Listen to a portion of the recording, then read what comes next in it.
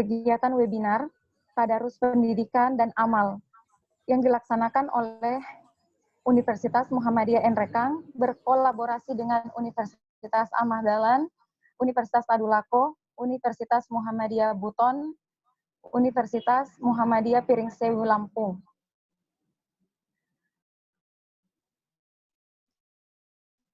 Pada hari ini juga adalah merupakan momentum 2 Mei, Hari Pendidikan Nasional, yang insya Allah kegiatan ini akan berlangsung sampai pada hari ini juga telah hadir pemateri kita. Beliau adalah Rektor dari UM Nrekang, Muhammadiyah Nrekang, dan Bapak Dekan Fakultas Ilmu Pendidikan, Bapak Abdul Saman, MSc Cons. Bapak Dr. Abdul Saman, MSc Cons. Untuk itu, mulai acara, saya persilahkan kepada Bapak Rektor UM Nrekang, Bapak Dr. Andes Yunus Busa, MSc, untuk opening ceremony.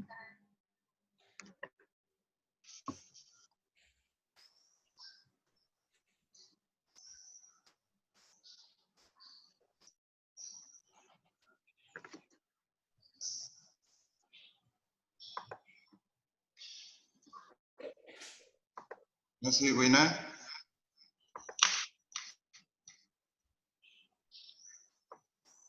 Bismillahirrahmanirrahim.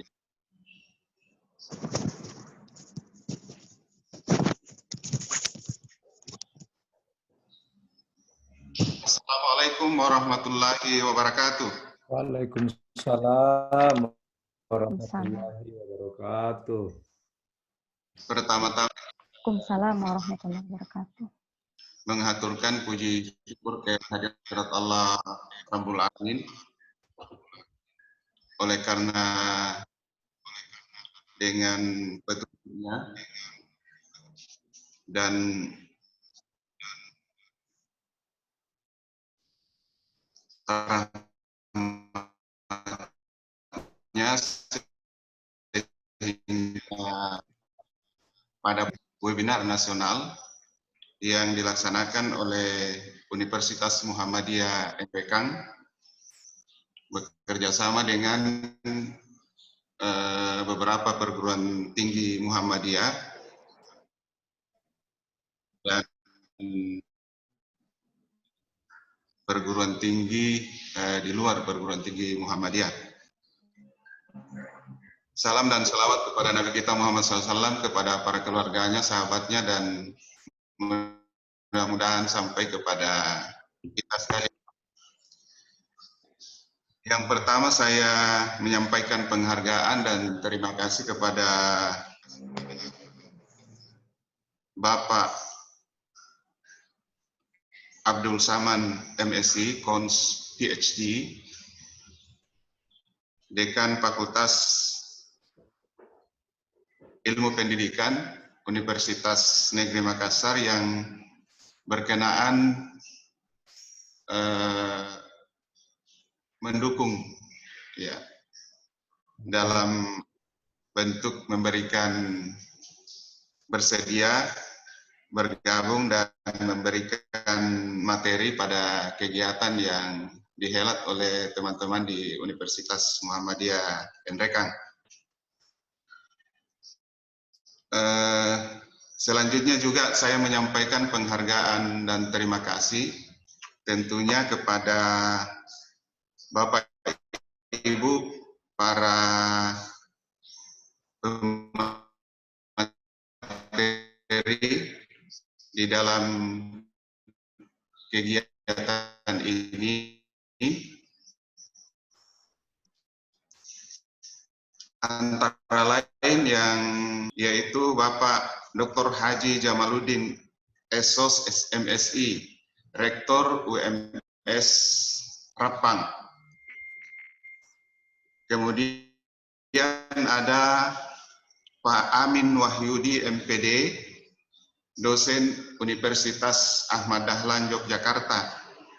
Kemudian ada Dr. Kandidat Hastiani, MPD, dosen IKIP PGRI Pontianak.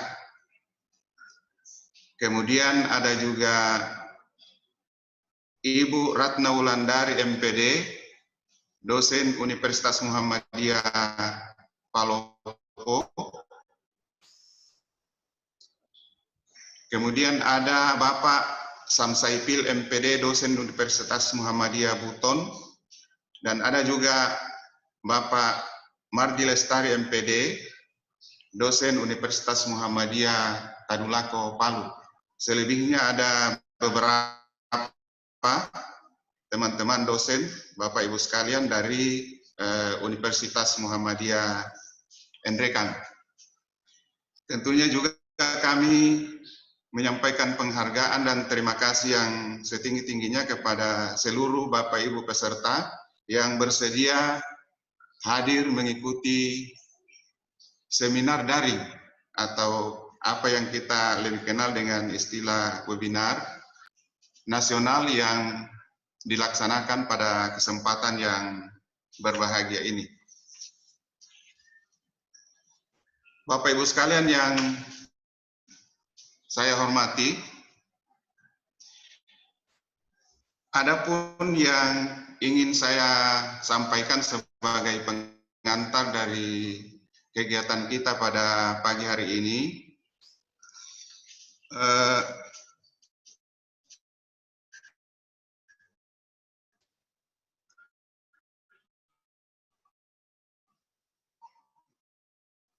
kita banyak persoalan, ya, banyak masalah, banyak kendala ya, yang kita hadapi dengan mewabahnya atau pandemi COVID-19,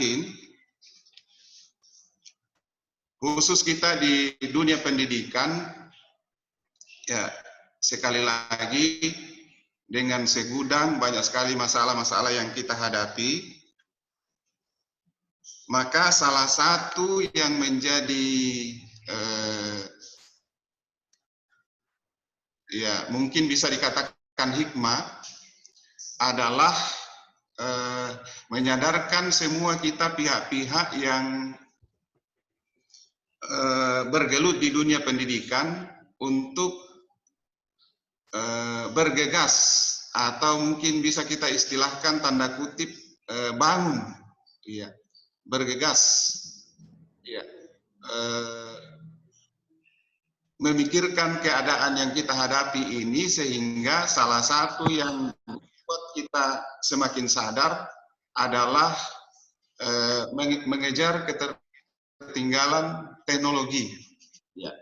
Jadi termasuk teknologi dalam pembelajaran daring. Ya.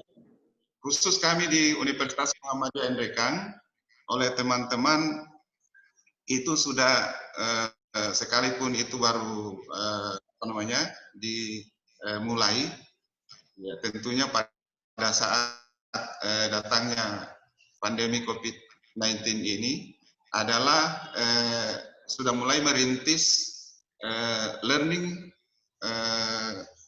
management system, ya, atau apa yang kita kenal dengan istilah LMS, ya. Jadi pembelajaran yang berbasis sistem yang sudah dibangun di tingkat kampus. Mudah-mudahan teman-teman perguruan tinggi yang lain, Bapak Ibu sekalian, adik-adik mahasiswa di perguruan tinggi yang lain bisa juga semakin persoalan itu akan dibahas di dalam kegiatan kita ini. Kemudian selanjutnya, Bapak Ibu sekalian, saya perlu menyampaikan bahwa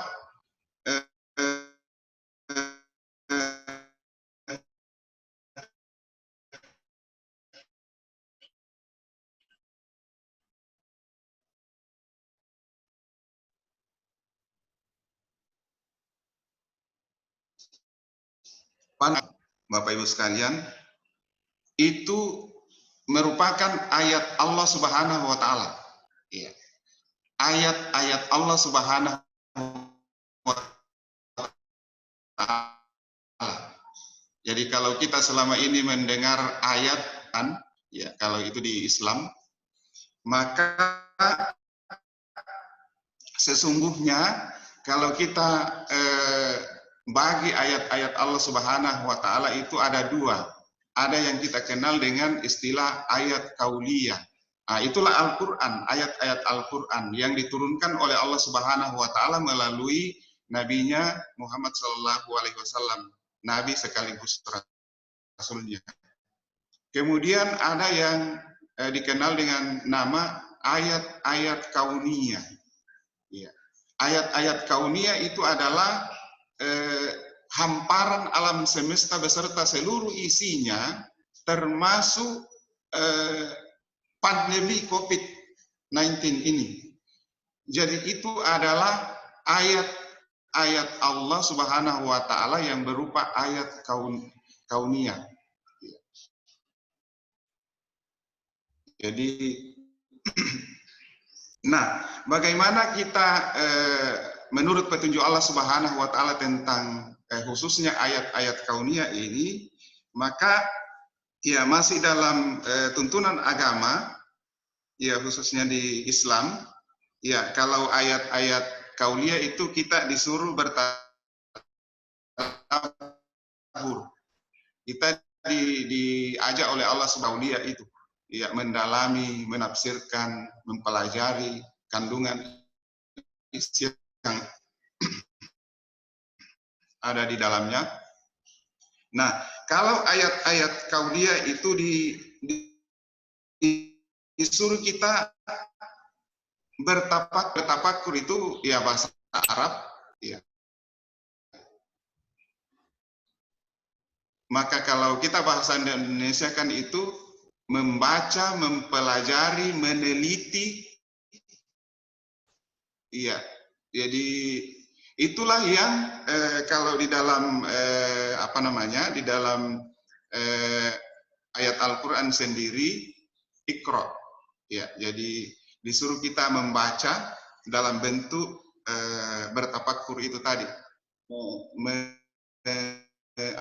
apa namanya, memaksimalkan, ya, mengeluarkan semaksimal mungkin kekuatan kita, ya, dari segi daya pikir, ya. Dan saya kira disitulah letaknya berkembang ilmu pengetahuan dan teknologi, dan itu lekat dengan kita yang berkecimpung di dunia pendidikan. Maka tentunya diharapkan diturunkan ayat Allah Subhanahu wa taala dalam bentuk ayat kauniyah untuk kita mentafakuri tadi, bertafakur. Jadi diharapkan ya contoh tadi misalnya masalah yang kita hadapi di dunia pendidikan yang saya kira tidak perlu saya jelaskan secara detail, Bapak Ibu sendiri hadapi, maka kita diharapkan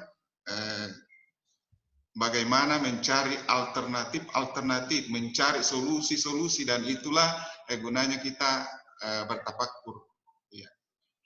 Dan saya kira itulah yang akan banyak dibahas secara mendalam nanti oleh Bapak-bapak dan Ibu-ibu pemateri, termasuk untuk sesi hari ini nanti akan disampaikan oleh Bapak Abdul Saman, SMI, MSc, Cons, PhD, ya, yang sudah ada bergabung sama kita. Ya, ada yang perlu saya sampaikan lagi sedikit berkaitan dengan masih berkaitan dengan pandemi COVID-19 ini. Iya. Ada juga yang saya kira Bapak Ibu dengar, ikuti, dan simak sama-sama perkembangan baik di berita-berita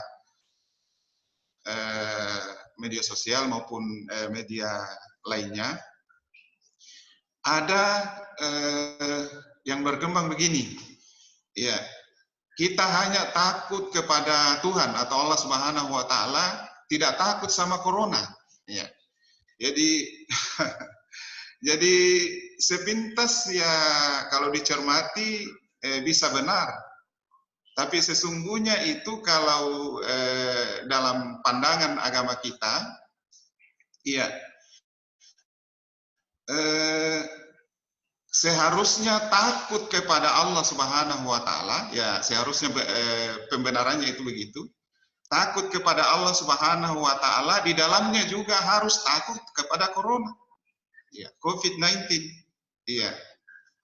Kita ilustrasikan begini, kalau ada yang mengatakan begitu, kita ilustrasikan jika sekiranya ada binatang buas di depannya, ya kita ilustrasikan misalnya singa yang siap menerkam.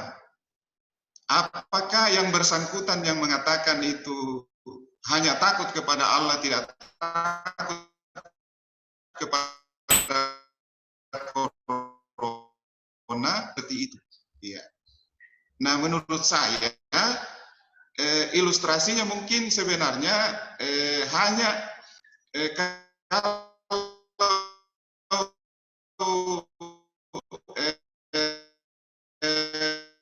ciptaan Allah Subhanahu wa taala, maka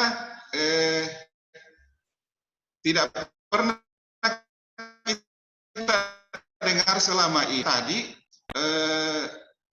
apa namanya, menerkam manusia sejumlah yang diakibatkan oleh pandemi buas COVID-19 ini daripada singa tadi, yang tanda kutip binatang buas. Ya. Jadi mestinya begitu. Jadi ya, karena dengan pemahaman yang saya kira hal-hal seperti itu menyebabkan banyak peristiwa-peristiwa belakangan yang terjadi, yang merupakan pemicu melonjaknya orang yang terjangkit pandemi COVID-19 ini. Antara lain kita sebut misalnya, kalau di luar negeri itu di Malaysia, Pak, sebelum lockdown di Malaysia itu beberapa hari sebelumnya itu ada kegiatan keagamaan yang sebagian besar dirasuki dengan kurang lebih pemahaman apa yang saya sampaikan tadi, sehingga tiba-tiba setelah kegiatan itu luar biasa lonjakan orang yang terjangkit, dan itulah menyebabkan Malaysia langsung dinyatakan beberapa hari setelah itu lockdown. Ya, termasuk misalnya di India. Di India itu ada sekitar kurang lebih 500 WNI terkunci di India sekarang. Dan itu ke sana itu mengikuti kegiatan keagamaan. Iya. Kalau di Indonesia itu pun karena dibatalkan, ya, sehari sebelum kegiatan itu di Goa. Tapi kan sudah tetap berdatangan, sudah orang-orang yang rencana mengikuti kegiatan itu sudah berdatangan, sehingga termasuk juga setelah kegiatan itu penyebabnya di Makassar lonjakannya luar biasa, dan termasuk setelah berangkat ke daerah mereka masing-masing. Jadi ada pemahaman keagamaan yang perlu diluruskan, ya, termasuk yang saya sampaikan tadi. Saya kira itu hal-hal yang ingin saya sampaikan sebagai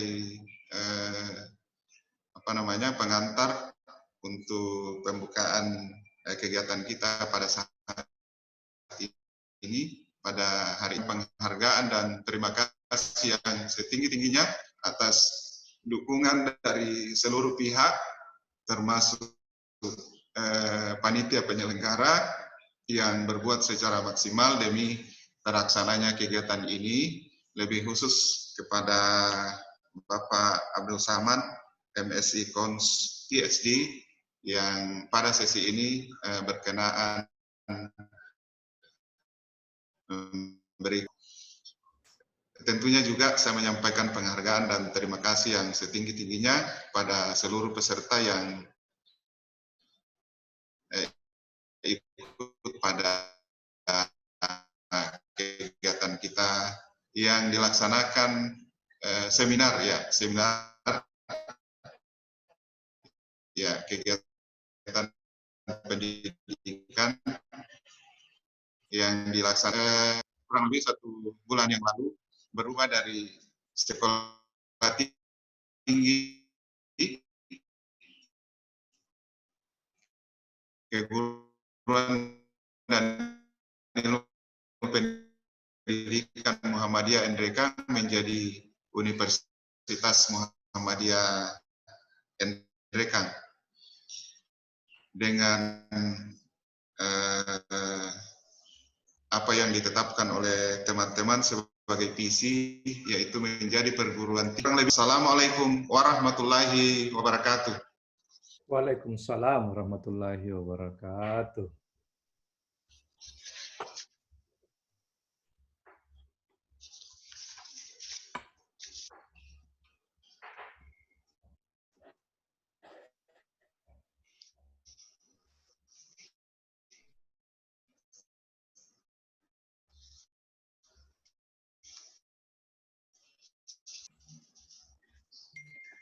Demikian, terima kasih banyak kami sampaikan kepada Bapak Rektor Universitas Muhammadiyah Endrekang, Bapak Dr. Andes Yunus Busa, MSc, telah menyampaikan welcoming speech-nya untuk kita semua.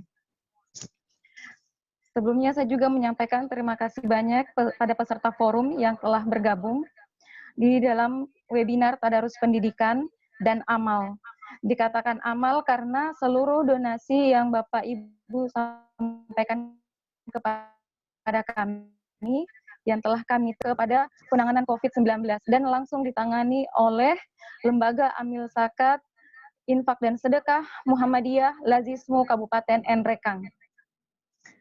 Untuk selanjutnya kita akan mendengarkan Stadium General oleh Bapak Dekan Fakultas Ilmu Pendidikan Universitas Negeri Makassar yang akan menyampaikan materi tentang belajar pada saat mengalami kondisi coronavirus 19. Kepada Bapak kami persilahkan.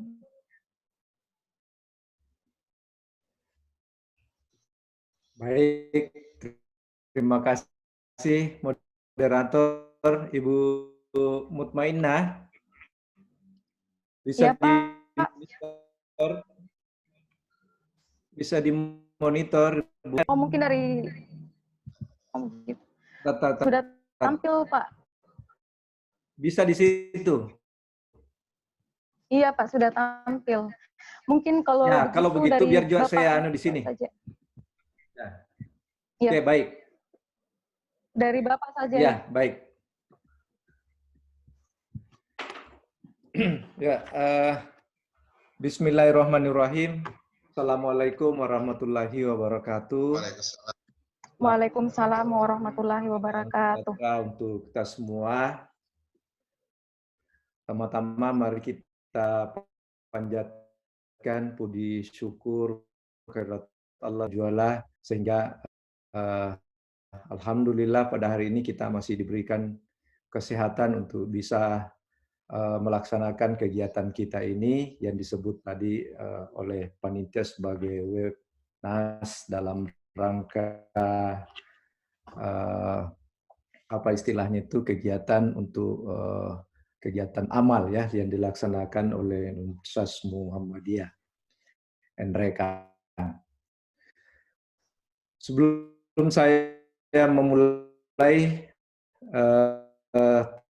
topik yang diberikan kepada saya, terlebih dahulu saya ingin menyampaikan penghormatan Bapak Rektor Universitas Muhammadiyah Endrekang. Ya, selamat Pak. Ya, saya mengucapkan selamat Hari Pendidikan Nasional 2 Mei tahun 2020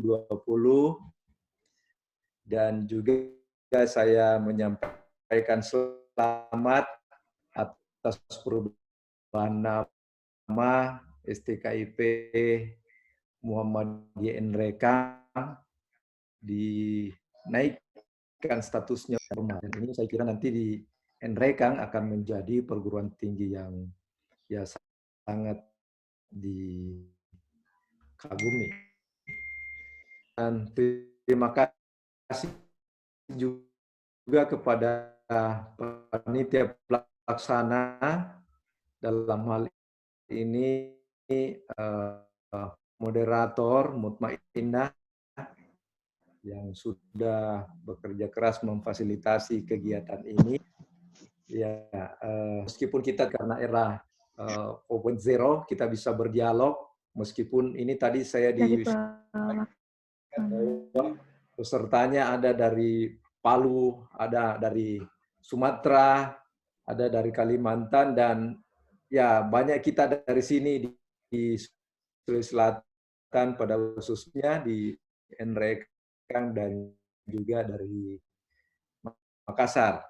Saya sendiri pada kesempatan kita bisa semua berdialog, bisa bertatap muka melalui media virtual ini. Selamat Pak Rektor dan seluruh hadirin. Belajar di rumah pada masa pandemi COVID-19 ini. Saya kira ini adalah topik yang sangat aktual karena ini betul-betul kita berada dalam kondisi seperti ini. Sehingga memang coba membuat beberapa slide dan ini nanti kita lebih banyak berdiskusi untuk kita sharing. Tentu saja apa yang saya sampaikan pada kesempatan ini sangat terbatas karena ini waktu yang diberikan kepada kita hanya sampai jam 11 dan itu mungkin lebih banyak saya hanya menguraikan secara singkat lalu kemudian kita lebih banyak tanya jawab. Saya memulai dari pertama.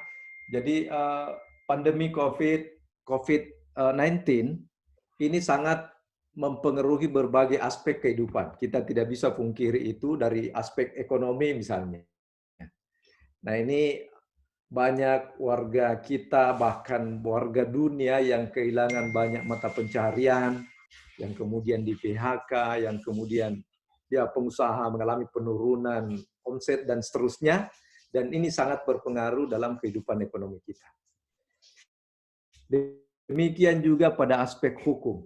Kita lihat beberapa peraturan-peraturan, beberapa surat edaran yang dikeluarkan oleh pemerintah dalam hal bagaimana caranya mengcover untuk bagaimana mengantisipasi supaya penyebaran COVID-19 ini tidak mewabah kepada seluruh masyarakat sehingga dibuatlah undang-undangnya, dibuatlah aturan-aturan ya termasuk ya lockdown yang saya melihat bahwa PSBB ini tidak begitu kadang-kadang hukumnya bagus, peraturannya bagus, tetapi dalam tataran implementasi kita agak sulit dan ini beberapa anekdot, beberapa film-film India yang diputar dan itu mengilustrasikan betapa sulitnya kalau di daerah Makassar dan sekitarnya. Ya, demikian juga pada aspek sosial budaya. Nah, ini cenderung kita melihat bahwa sangat berpengaruh. Physical distancing dengan kerabat, setiap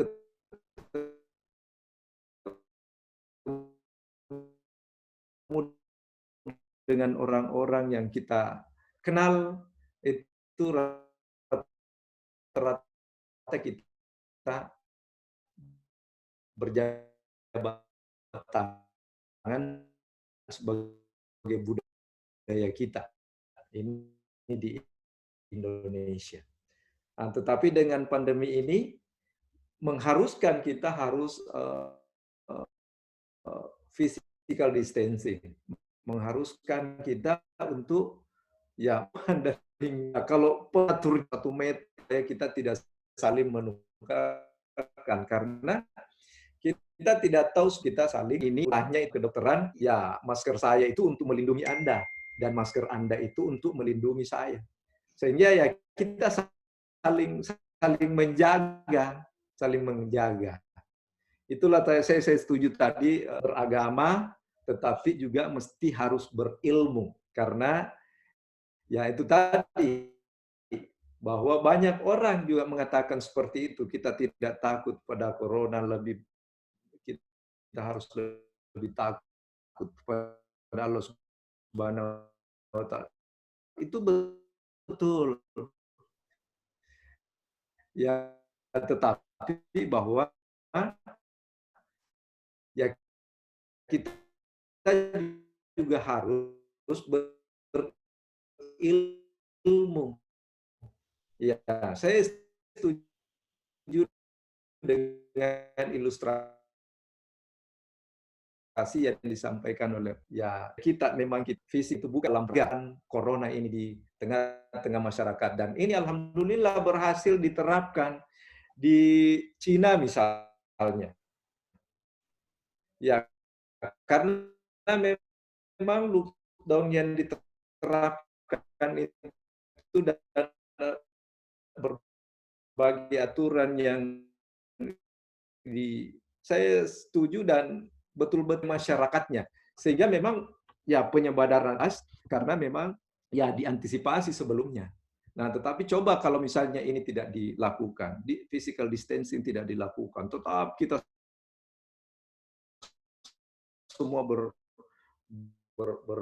apa istilahnya apalagi misalnya budaya ya mohon maaf cipika-cipiki ini misalnya ya ini sebetulnya mempialang kebijakan yang dikeluarkan oleh pemerintah yang dihimbau dari awal untuk kita melakukan physical distancing. Yang berikut ya aspek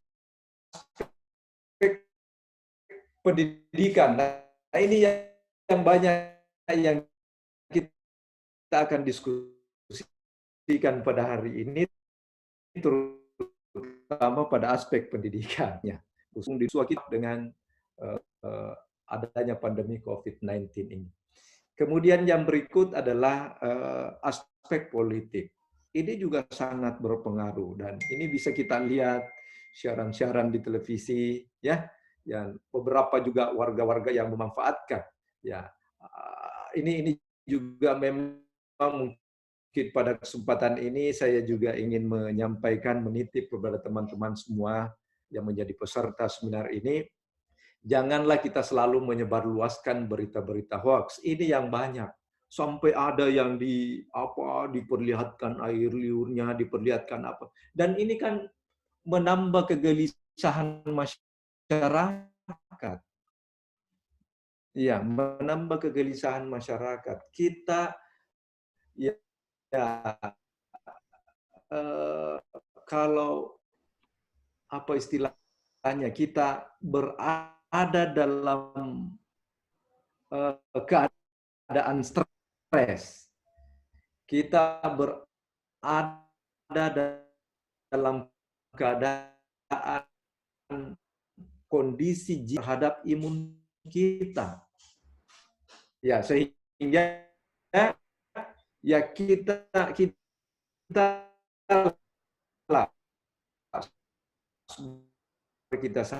bahwa kalau berita kita mari jangan tiba-tiba berita yang membahagiakan masyarakat, berikan berita yang ini maka mengharuskan kita ini untuk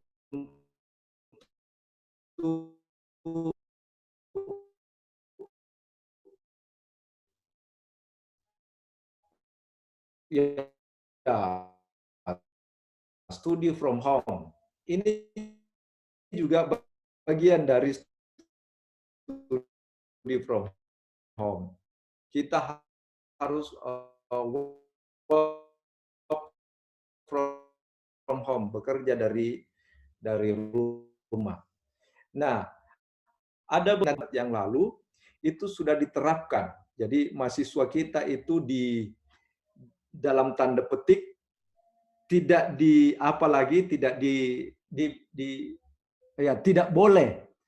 tidak boleh lagi masuk ke kampus dan harus beraktivitas di rumah, tetapi pembelajaran itu tidak terputus.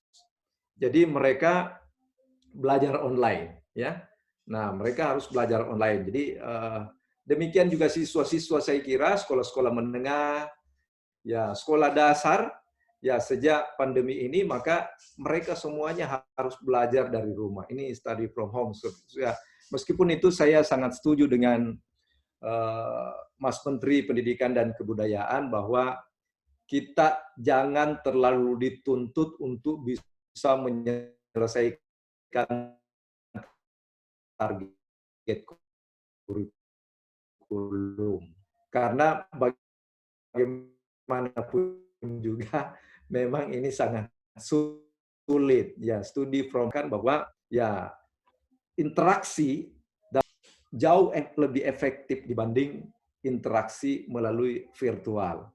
Sehingga memang banyak hal, nanti kita lihat beberapa kendala-kendala yang terjadi yang berkaitan dengan studi from home ini.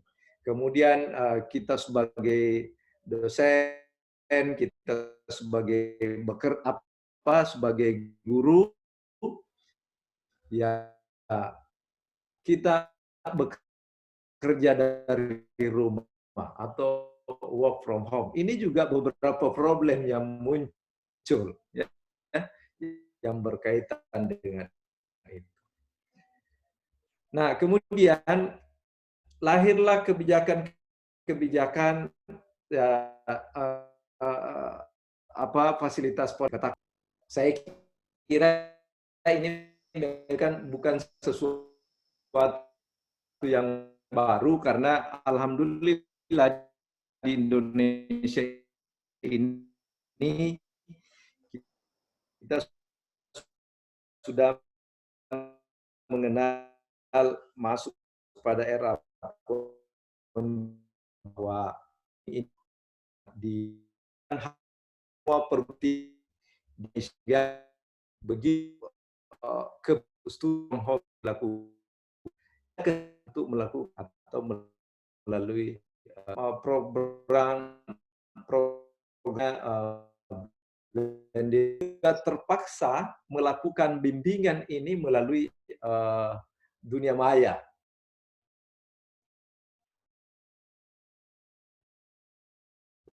Ya, istilahnya virtual counseling atau bantuan pemberian bimbingan juga itu dilakukan tidak dilakukan secara face to face yang selama ini dalam teori bahwa counseling itu dilakukan secara face to face, maka ya di era pandemi ini ya counseling itu harus dilakukan dengan guru kepada, karena ini tadi yang berkaitan dengan physical distancing yang harus dihindari. Berikut. Nah, ini ada beberapa kendala yang muncul berkaitan tadi dengan aspek-aspek study from home. Ya, jadi yang pertama itu adalah ketidaksiapan sarana pendukung atau fasilitas belajar. Mungkin kita yang berada di daerah kota, katakanlah misalnya di Makassar, ya apalagi kalau di ibu kota negara misalnya di Jakarta, itu sangat-sangat mendukung untuk melaksanakan ya study from work atau study from home ini. Tetapi bagaimana kondisinya dengan ya daerah-daerah yang tidak terjangkau dari jaringan internet? Fasilitasnya di sana tidak ada. Ada kemudian beberapa guru yang saya lihat itu saya sangat salut kalau ada guru yang bisa melakukan hal seperti itu, yang berkunjung ke rumah murid masing-masing. Bayangkan Bapak Ibu, jadi mereka datang dari rumah ke rumah untuk mengajari muridnya, karena tidak ada dukungan fasilitas. Ya. Jadi mereka berkunjung dari rumah ke rumah. Nah, bayangkan kalau ada 30 murid yang harus kita kunjungi. Apalagi kalau bulan puasa seperti ini. Ya pagi mungkin jam 8 kita mulai beraktivitas, mungkin sampai sore itu belum semuanya bisa kita kunjungi, kita memberikan pembelajaran dengan baik kepada siswa-siswa kita. Nah itu, jadi ini memang beberapa kendala-kendala yang muncul dalam pelaksanaan untuk study from home ini. Jadi sarana pendukung kita, fasilitas-fasilitas belajar kita itu belum memadai. Nah, jadi demikian juga saya kira sekolah-sekolah, ya. Demikian juga perguruan tinggi. Jadi berbeda fasilitas yang ada di ibu kota negara dengan fasilitas yang ada di daerah-daerah terpencil. Bahkan mungkin daerah-daerah yang dekat sekalipun, misalnya di daerah Banten, di daerah Kabupaten Bogor di sana yang boleh dibilang itu sangat berdekatan dengan ibu kota. Apalagi saudara-saudara kita yang ada di Papua, apalagi yang ada di daerah Maluku di sana, ya. Ya, itu. Jadi ini juga memang menjadi persoalan yang muncul ketika kita study from home ini.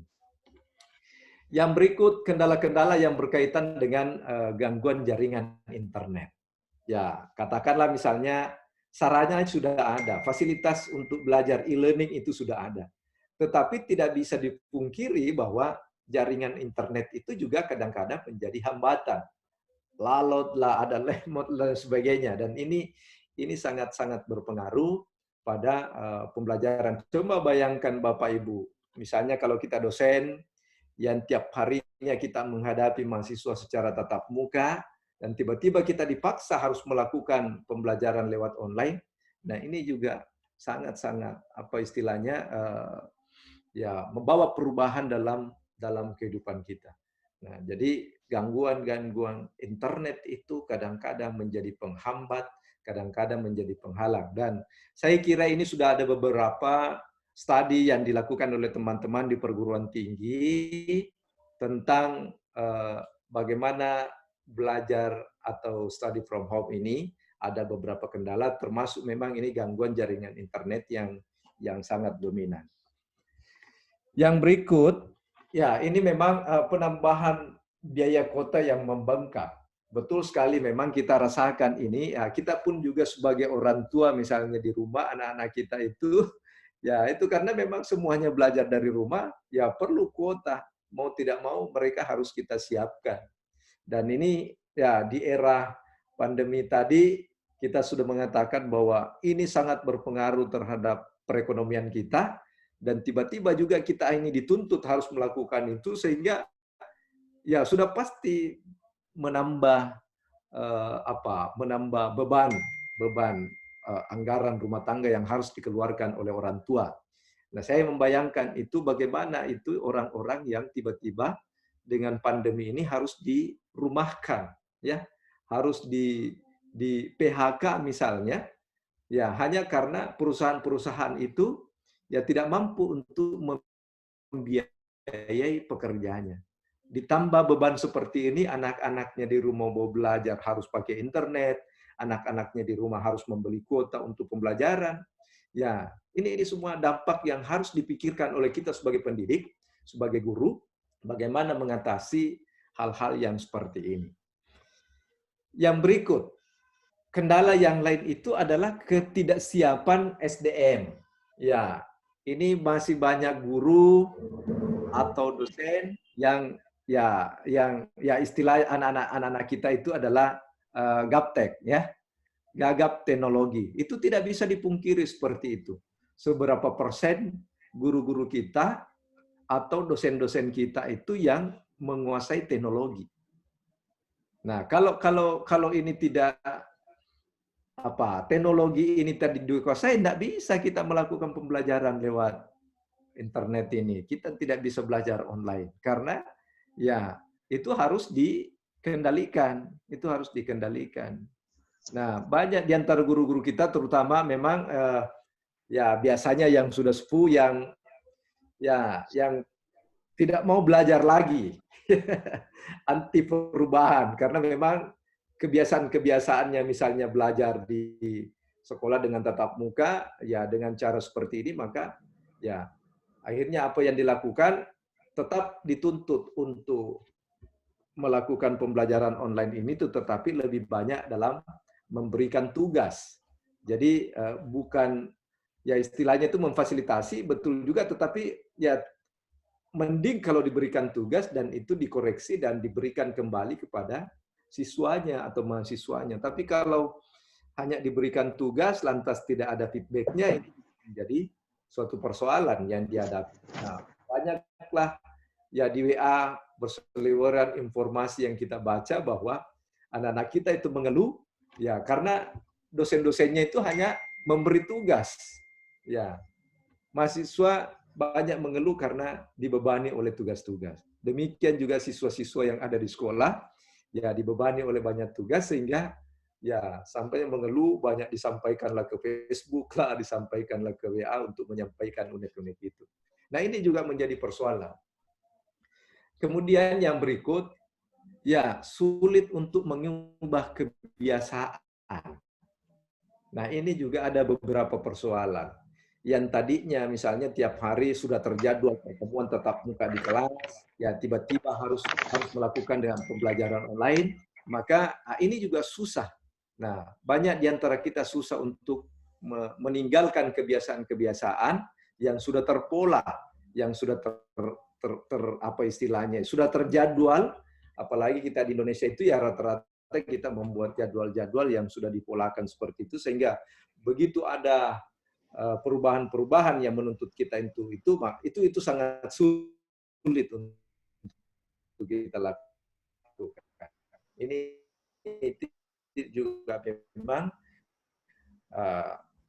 yang ketiga adalah munculnya guru dadakan. Mohon maaf ini Bapak Ibu, ya di rumah misalnya, ya orang tua atau yang selama ini yang banyak didominasi oleh ibu lah yang akan menjadi guru bagi anak-anaknya di rumah. Nah, ini juga karena tidak dibekali dengan pedagogi, tidak dibekali dengan bagaimana ilmu mendidik, sehingga yang lebih banyak itu adalah ya marah. Lebih banyak marahnya dibanding mengajarnya, sehingga anak-anaknya juga pasti mengeluh karena ya tidak biasanya seperti itu yang dilakukan oleh guru-guru kita di sekolah. Sistem pembelajaran yang sudah tertata dengan baik, sistem pembelajaran yang sudah dilakukan oleh guru-guru kita di sekolah, lalu kemudian berpindah pembelajaran yang harus dilakukan oleh orang tua di rumah, ibu dalam hal ini misalnya yang menghandle itu, ya sehingga anak-anak banyak mengeluh karena ya tidak terbiasa dengan sistem pembelajaran seperti itu. Lebih banyak dimarahi daripada ya mendapatkan masukan, diberikan ilmu. Nah, ini juga memang menjadi persoalan yang muncul pada peserta didik kita.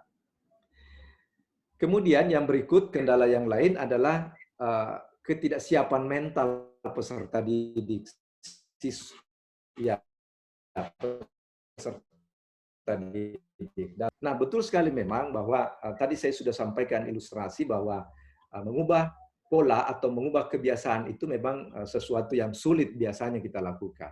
Hanya orang-orang yang apa istilahnya itu yang cepat beradaptasi, hanya orang-orang yang cerdas itu yang cepat untuk berada pada situasi yang cepat merubah keadaan.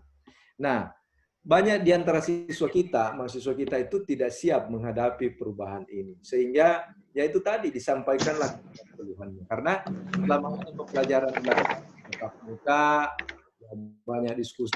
Ketika dilakukan dengan sistem online lagi itu, mereka banyak mengeluh. Sehingga menyampaikan bahwa guru-guru kita itu tugas. Nah, itu. Jadi ini berkaitan dengan ketidaksiapan mental sebetulnya kita dalam menghadapi situasi. Padahal sesungguhnya kalau kita mau ya sadar akan itu, karena ini kita pembelajaran itu juga tetap berjalan, sehingga ya mau tidak mau pembelajaran online ini harus dilakukan sebagai sebuah solusi yang harus kita tempuh untuk tetap membelajarkan anak-anak kita. Bayangkan kalau misalnya ya 4 minggu atau 5 minggu ini kita vakum betul-betul karena anak-anak kita, siswa kita itu dilarang ke sekolah. Mahasiswa kita dilarang masuk kampus. Bayangkan kalau tidak ada sistem pembelajaran online, bagaimana kita mentransfer ilmu kepada peserta didik kita. Nah, ini juga memang menjadi persoalan. Kadang-kadang saya juga sampaikan kepada teman-teman ketika kita berdiskusi bahwa pembelajaran online itu memang lebih banyak muatannya kepada transfer of knowledge. Sementara transfer of value itu kadang-kadang terabaikan. Sehingga saya setuju beberapa pandangan termasuk Prof. Naryo, mantan Rektor Universitas Pendidikan Indonesia, menyampaikan bahwa ya teknologi itu tidak bisa menggantikan posisi guru, posisi pendidik ya yang ada di sekolah. Karena ya secanggih-canggih teknologi itu tidak bisa mewakili kehadiran guru yang berdiri di depan kelas. Karena lagi-lagi saya mengatakan bahwa ini yang berkaitan dengan emosional ya. Kalau pembelajaran lewat daring atau online seperti ini tuh tidak terjadi kontak emosional antara pendidik dengan peserta didiknya. Ya, jadi hanya semata-mata memang transfer of knowledge yang jalan. Sehingga ini memang sering kita sampai bahwa oke, e-learning itu boleh, blended learning itu ada, virtual counseling itu silakan, tetapi itu sama sekali tidak bisa mewakili posisi guru, posisi dosen, mahasiswa, dan lain-lain. Nah, itu Bapak Ibu. Nah, yang berikut bagaimana solusinya? Ya, tentu ada beberapa solusi yang harus kita lakukan dengan beberapa kendala-kendala yang terjadi di era pandemi COVID-19 ini. Ya, tadi persoalan sarana, maka ya mau tidak mau kita harus optimalisasi sarana pendukung atau fasilitas belajar. Anak-anak kita mau tidak mau harus dibekali dengan Android. Ya, karena ini sudah bukan lagi istilah sudah penuhi, sudah kebutuhan yang harus dimiliki oleh anak-anak kita, sehingga ya sarana pendukung ini harus ada ya untuk memfasilitasi. Kalau orang tua mau tidak mau ya ini harus kita siapkan. Kemudian yang berikut adalah optimalisasi jaringan internet. Nah, ini juga memang ya yang saya membayangkan tadi di daerah-daerah terpencil yang tidak terjangkau dengan ya internet ini, itu sama sekali tidak bisa dilakukan pembelajaran daring ini atau pembelajaran online. Sehingga memiliki panggilan jiwa, yang memiliki panggilan hati untuk bisa mengunjungi murid-muridnya ke rumah. Dan ini sudah banyak dilakukan oleh guru-guru kita yang ada di daerah terpencil. Terpaksa kasihan, dia harus mengendarai sepeda, dia harus mengendarai motor untuk bisa mengunjungi siswa-siswanya, terutama di daerah-daerah terpencil, karena ya jaringan internet tidak terjangkau. Yang berikut, nah penambahan biaya, mau tidak mau. Nah, saya tidak tahu kebijakan kalau di sekolah, adakah memungkinkan misalnya dana juga itu dialihkan untuk memberikan atau membelikan kuota pada peserta didiknya. Kalau kami di perguruan tinggi itu ada subsidi kepada mahasiswa. Karena ini tidak bisa diabaikan lagi. Nah, sementara mahasiswa-mahasiswa kita itu banyak yang mengeluh karena membengkak biaya atau pengeluarannya untuk membeli kuota, sehingga kebijakan rektor kami di Universitas Negeri Makassar itu memberikan kuota kepada mahasiswa dari semua provider. Jadi caranya itu diminta mahasiswa kita memasukkan nomornya ke ketua jurusan atau program studi masing-masing, lalu kemudian program studi meneruskan ke pusat ICT untuk diverifikasi apa betul yang terdaftar di nomor itu adalah nomor mahasiswa yang bersangkutan. Jadi itu harus dicocokkan semua ini, harus dicocokkan dengan daftarnya. Ya, setelah itu baru kita distribusi kepada seluruh mahasiswa untuk menambah pembelian kuota itu. Nah, bayangkan itu di Universitas Negeri Makassar itu sampai mengeluarkan beberapa miliar pembelajaran lewat online ini. Apa boleh buat, ini harus kita lakukan karena itu adalah bagian dari kewajiban yang harus dilakukan oleh perguruan tinggi. Sehingga betul Universitas Negeri Makassar, kebijakan Pak Rektor ya melakukan itu supaya mahasiswanya bisa belajar dengan baik. Karena ya ada yang pulang ke Bone, ada yang pulang ke Sidrap, ada yang ke Drekan, atau bahkan ada ke lainnya. Yang berikut, ya tentu saja memang dukungan SDM harus dipersiapkan. Jadi guru-guru kita harus dipersiapkan, dosen-dosen kita harus dipersiapkan, ya untuk jangan istilahnya tadi gaptek ya. Kita harus menyesuaikan dengan teknologi yang ada.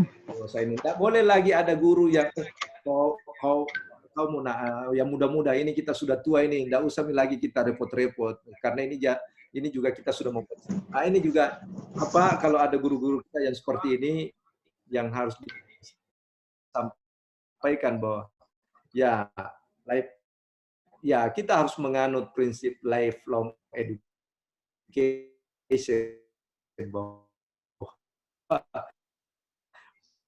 belajar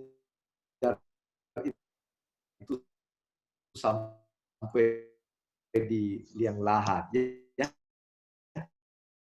Tidak bisa kita kepada siswa untuk keluar dari kebiasaan ya. Selama ini kebiasaan kita dari zona nyaman itu, dan kita harus melakukan dengan cara nyaman. Jadi ini memberikan materinya itu dosen-dosen dalam memberikan kuliah, saya kira kita harus memberikan pengantar 5 menit untuk memberikan kesiapan mental kepada peserta kita untuk bisa ya untuk memasuki era pandemi ini ya. Jadi baik yang berkaitan dengan kesehatan ya. Jadi guru harus menyampaikan informasi yang positif ya supaya anak-anak kita tetap tidak stres menghadapi situasi seperti ini. Jadi bukan berarti bahwa kita semua ini harus bertindak sebagai dokter, tetapi paling tidak kita dituntut untuk bisa memberikan informasi yang bisa membahagiakan anak-anak kita, bukan mengancam, bukan memberikan informasi bahwa ini corona ini sudah masuk di Bone ini, oh ini corona ini sudah sampai di Endrekan ini corona itu membuat masyarakat kita itu jadi takut ya. Yang bisa saya berikan pada kesempatan ini, dan insya Allah lebih bagus kalau kita diskusi supaya apa yang Bapak Ibu ingin ketahui kita bisa sharing supaya kita bisa saling bisa menerima dari apa-apa yang Bapak Ibu sampaikan. Saya kira demikian dari saya, Bapak Rektor, dan selanjutnya saya kembalikan kepada moderator, Saudari Mutmainah. Silakan. Sekian. Wassalamualaikum warahmatullahi wabarakatuh. Waalaikumsalam warahmatullahi wabarakatuh. Terima kasih kepada Bapak Dekan Fakultas Ilmu Pendidikan, Bapak Dr. Abdul Saman, MSc Cons. Stadium generalnya sangat menarik Pak ya, karena tadi disinggung dalam berbagai hal seperti tatanan ekonomi, sosial, pendidikan sendiri, kemudian budaya, untuk kemudian berefek pada bagaimana kita untuk tetap stay positif seperti itu. Dan tidak menyebarkan hal-hal yang bersifat hoax, karena akan mengganggu pola pikir masyarakat juga. Dan kemudian lebih ditekankan dari pemateri Bapak bahwa lebih bersifat adaptif lagi dalam suasana seperti ini, keluar dari kebiasaan yang sering kita jalani. Kepada peserta forum webinar Tadarus Pendidikan, kami persilahkan untuk langsung bertanya kepada Bapak.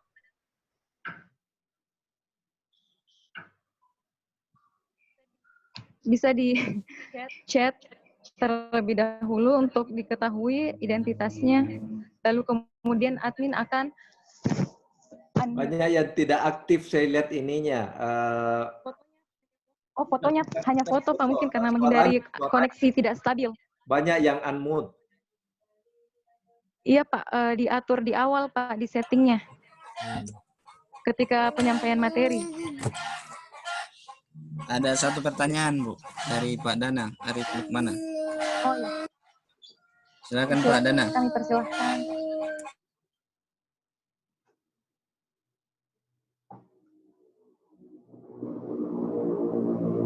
Halo Pak. Ya, tadi Pak Danang. Terputus. Ya Pak, ada yang dari chat Pak, via chat. Oh, via chat. Seperti apa Pak isi? Ya, adakah cara atau bagaimana cara menyiapkan orang tua peserta didik sebagai tim teaching di rumah? Saya ulang ya Pak. Adakah cara atau bagaimana cara menyiapkan orang tua peserta didik sebagai tim teaching di rumah?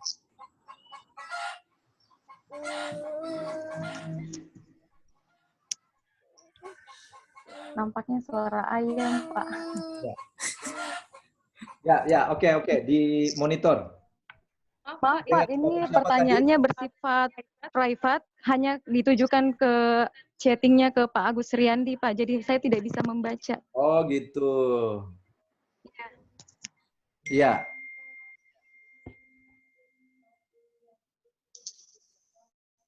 Ya, silakan. Silakan, Pak. Iya Pak, ada yang bertanya dari Pak Putu Indra Kristiawan. Ya. Pertanyaannya adalah, adakah cara atau bagaimana cara menyiapkan orang tua peserta didik sebagai tim teaching di rumah? Iya. Baik.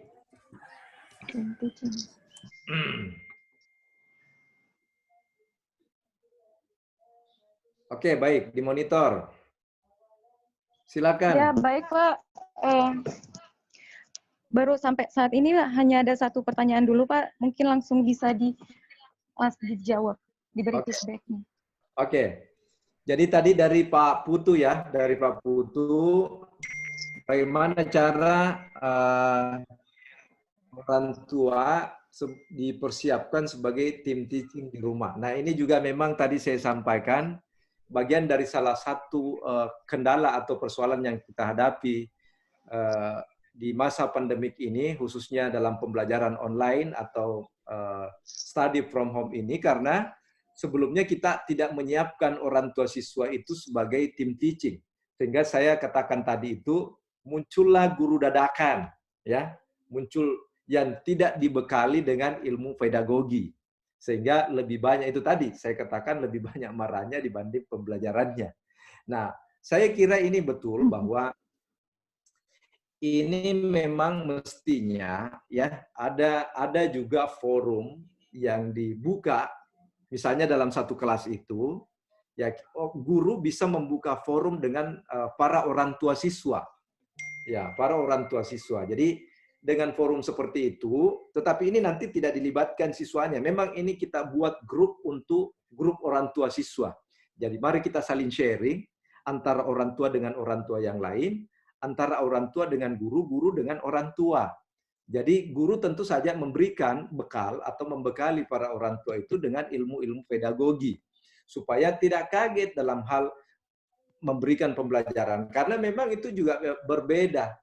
Ditambah lagi, mohon maaf, karena keterbatasan kita juga di rumah dalam hal memahami konten, Jadi kadang-kadang kalau anak-anak kita bertanya dan susah untuk memberikan jawaban, ini juga kita tidak tahu mau bertanya kemana. Untungnya sekarang itu memang ada Om Google misalnya ya, untuk bisa ditempati bertanya, itu sangat mudah. Tetapi yang saya bayangkan kalau ya itu tadi persoalan-persoalan fasilitas yang tidak memadai untuk melakukan itu, ya.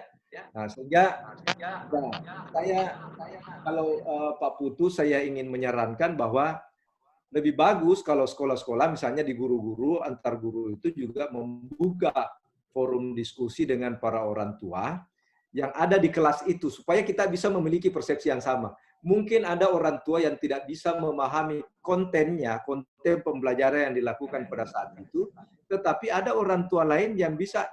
Jadi ada saling sharing. Ada saling sharing antara orang tua murid ya yang satu dengan yang lainnya. Ya, jadi mungkin misalnya orang tuanya si A ya, dari dia memang latar belakang atau background studinya misalnya dia di biologi. Di sisi yang lain ada latar belakangnya ilmu, ada latar belakangnya fisika dan sebagainya. Jadi mereka saling sharing. Nah, ini bagian dari cara yang bisa dilakukan oleh orang tua dalam rangka untuk mempersiapkan orang tua sebagai tim teaching di rumah. Karena ini juga sangat penting. Ya, karena jangan sampai tadi aspek pembelajaran kita tidak sampai karena tim teaching yang ada di rumah itu lebih banyak marahnya dibanding mendidiknya atau mengajarnya. Saya kira itu, saya kembalikan pada Mutmainah, silakan. Baik, terima kasih atas feedback-nya, Pak. Untuk menyiapkan tim teaching, memang orang tua dan guru serta peserta belajar sendiri perlu kolaborasi yang baik.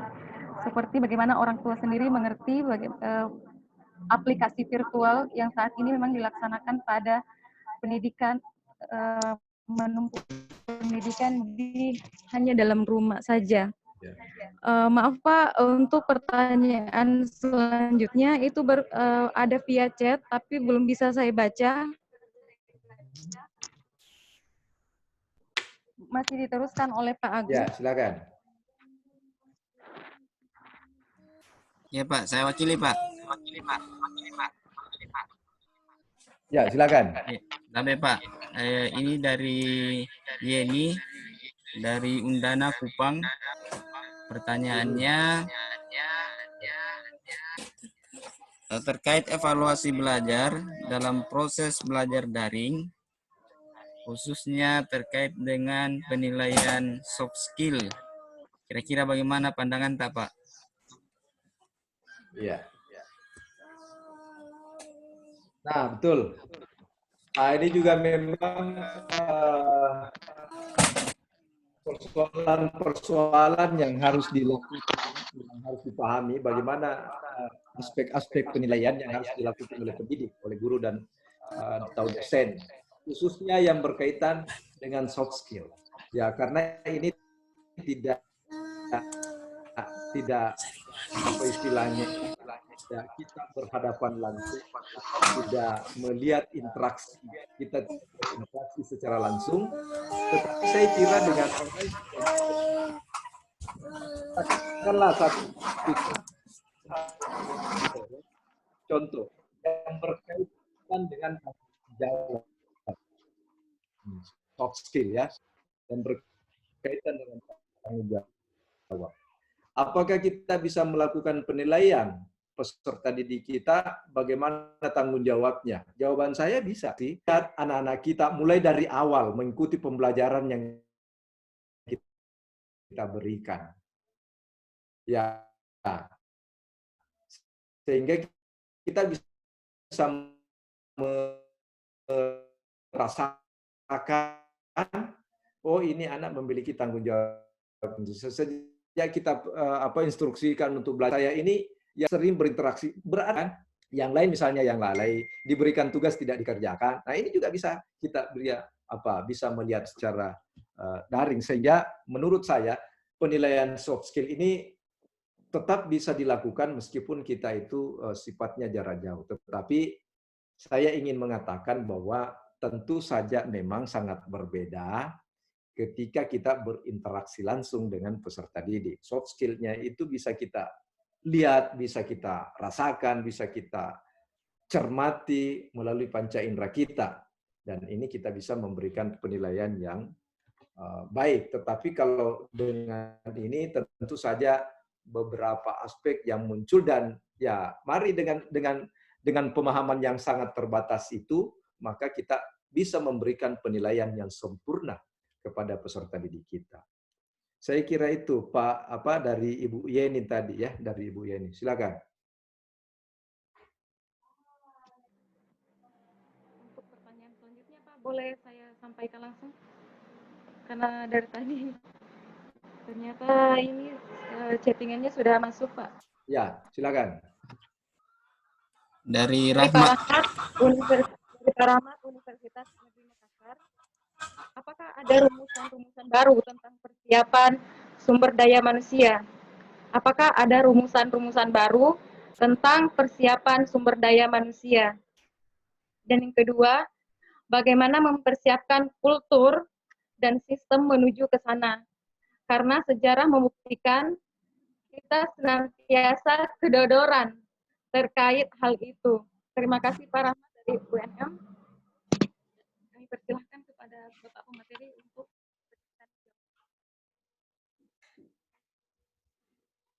Ya, halo. Ya. Oke, yang pertama dari Pak Rahmat ya. Dari Pak Rahmat. Dari Rahmat, rumusan-rumusan baru terhadap persiapan SDM. Ya. Ya, kalau saya itu memang tadi yang seperti yang saya sampaikan bahwa ya menjadi guru, menjadi pendidik itu memang harus adaptif. Jadi kita harus apa istilahnya itu memberikan bekal kepada guru-guru kita itu untuk selalu beradaptasi terhadap perubahan yang ada. Jadi ya istilahnya kalau ada kebiasaan-kebiasaan selama ini ya memang tidak bisa dipungkiri bahwa kalau ada sesuatu yang sudah berulang-ulang maka yaitu akan menimbulkan zona nyaman di situ. Karena guru-guru misalnya kalau mengajarkan bidang studi tertentu tanpa belajar pun dia sudah bisa belajar. Nah, tetapi dengan adanya perubahan itu tentu akan membuat sesuatu. Nah, sehingga ya, yang harus dilakukan itu adalah ya bagaimana guru-guru kita itu, dosen-dosen kita itu untuk selalu senantiasa beradaptasi dengan perubahan-perubahan yang ada. Jadi menjadi guru itu memang harus adaptif, menjadi dosen itu harus lebih adaptif terhadap suatu perubahan. Karena apapun perubahan yang terjadi, 19 ini maka ya kita harus menyesuaikan.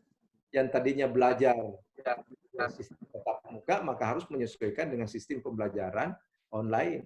Dan ya memang SDM kita harus disadarkan untuk selalu terus untuk mengupdate kemampuan-kemampuannya. Dan ini saya kira sudah banyak dilakukan oleh pemerintah ya melalui pelatihan-pelatihan ya, pelatihan-pelatihan online. Ya di lembaga kami dosen-dosen ya sudah harus dibekali dengan pembelajaran e-learning. Jadi ada sistem pembelajaran yang harus kita lakukan kepada mereka ya supaya guru-guru kita, dosen-dosen kita itu tidak kaku ketika melakukan pembelajaran e-learning ini. Karena ya memang meskipun sebetulnya bukan masa pandemi ini, tetap juga e-learning itu dianjurkan ya. Jadi kalau bisa ya 80% pembelajaran itu tatap muka, tetapi lebihnya itu 20% itu bisa dilakukan dengan e-learning ya. Jangan tatap mukanya itu harus dilakukan. Tapi kalau memungkinkan untuk kita bertatap muka, maka sangat lebih bagus kalau kita melakukan dengan tatap muka. Ya. Ya, jadi dipaksa atau dosen kita dirubah. Nah, istilahnya harus adaptif terhadap perubahan yang ada. Saya kira itu. Kemudian yang kedua apa tadi? Berkaitan dengan kultur tadi apa itu? Halo? Ya Pak Agus. eho-nya dikurangi eho-nya. Dia terlalu kencang eho-nya. Iya Pak, saya wakili Pak. Ya, lanjut. Iya, ini dari Silakan. Pak Elihami dari UMN Rekang bertanya, bagaimana konsep pembelajaran ramah anak pada masa wabah COVID-19 melihat kondisi masa sekarang anak-anak sekolah banyak yang stres di rumah? Silakan Pak. Ya.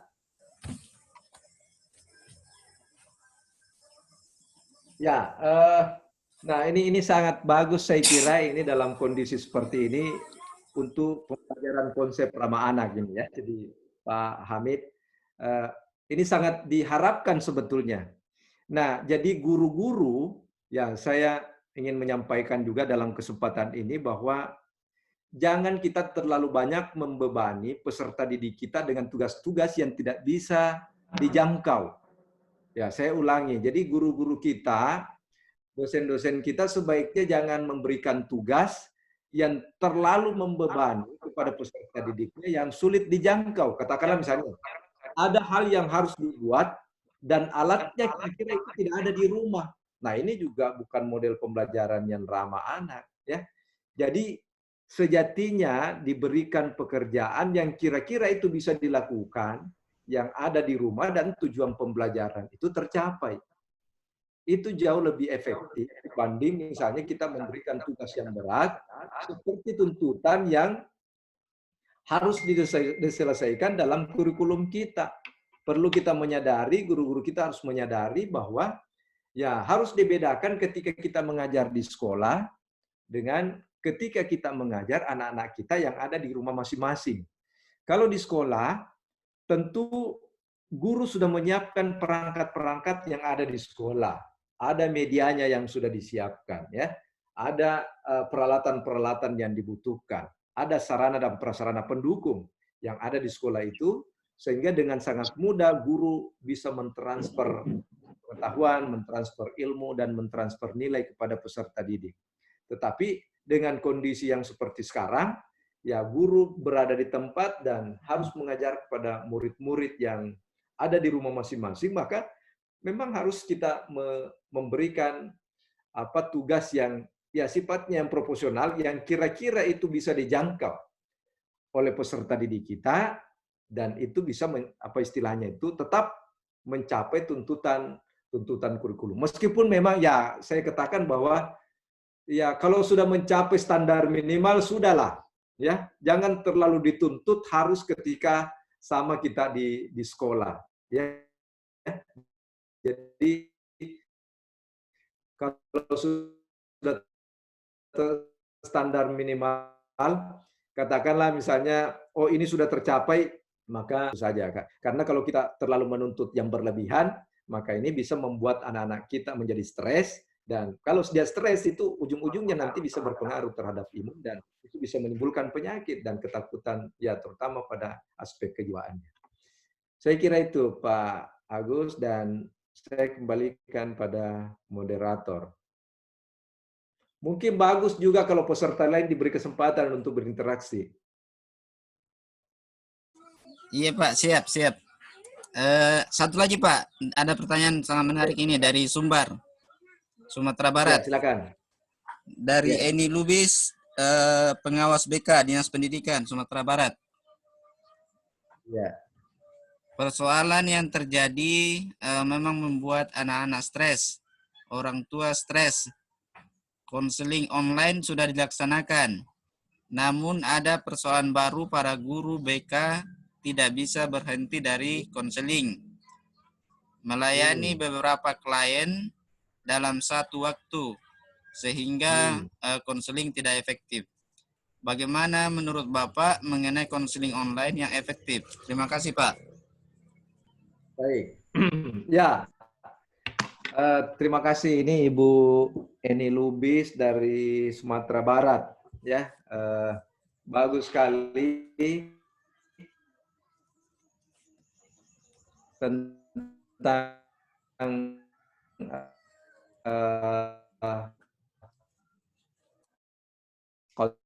konseling online atau yang dalam ilmu kita itu kita kenal dengan istilah cyber counseling. Ya, saya ingin mengatakan bahwa konseling bisa dilakukan dengan sistem online atau cyber counseling, tetapi tentu tidak akan efektif ketika kita berhadapan atau berhadapan langsung dengan konseling kita. Karena ya kita bisa membaca bahasa tubuh dari peserta didik kita bisa membaca kecenderungan-kecenderungan psikologisnya dari ungkapan-ungkapan yang disampaikan. Bisa kita melihat bagaimana motivasinya. Nah, tetapi dengan kondisi yang sekarang terjadi, tidak memungkinkan memang kita untuk melakukan cyber counseling ini untuk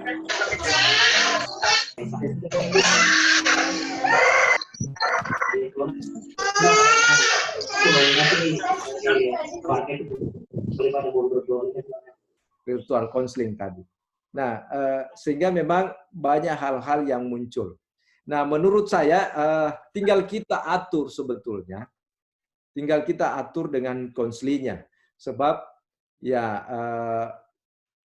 apa istilahnya itu tentu dengan melayani banyak orang itu nantinya agak-agak kesulitan kita, sehingga memang perlu kita tetapkan waktu. Katakanlah misalnya kita menghadapi konseling A, maka kita harus membuat kontrak waktu dengan mereka supaya betul-betul bisa kita full melayani, ya melayani. Jadi katakanlah kita buat ini antara jam sekian sampai jam sekian. Jadi waktunya itu sangat efektif untuk melayani. Nah, memang yang menjadi kendala juga ini adalah ya tadi persoalan biaya juga, karena tentu dengan ini buat para konselor itu juga membengkak. Mudah-mudahan pemerintah juga menyiapkan THR untuk membeli kuota ya, supaya ya ini karena juga memang ya keberadaannya ini sangat dibutuhkan. Para konselor-konselor ini adalah tempat anak-anak kita ini di sekolah untuk istilahnya menyampaikan curahan hatinya. Sehingga kalau ya konselor tidak punya pulsa, ya tidak punya kuota, bagaimana caranya untuk bisa berinteraksi dengan efektif dengan siswanya atau konselingnya, ya. Jadi Ibu Lubis, menurut saya buat perjanjian dengan konseling supaya kita bisa melayani secara efektif. Jadi kita buatkan rentang waktu, ya, buat perjanjian misalnya jam sekian sampai jam sekian, sehingga ya kita bisa apa istilahnya individual counseling dengan baik. Ya meskipun itu sifatnya online atau virtual tadi. Saya kira itu, Maida. Oh iya, baik Pak, terima kasih banyak untuk pertanyaan-pertanyaan telah masuk. Dan kemudian untuk selanjutnya seperti saran dari Bapak juga, kami akan membuka sesi sharing pada peserta yang ingin berbagi kisah pada saat menjalani learning from home kah atau work from home. Ya, Saat ini kami persilahkan. Ya, silakan. Mungkin dengan emot clap bisa langsung di chat, lalu kami kemudian unmute kembali.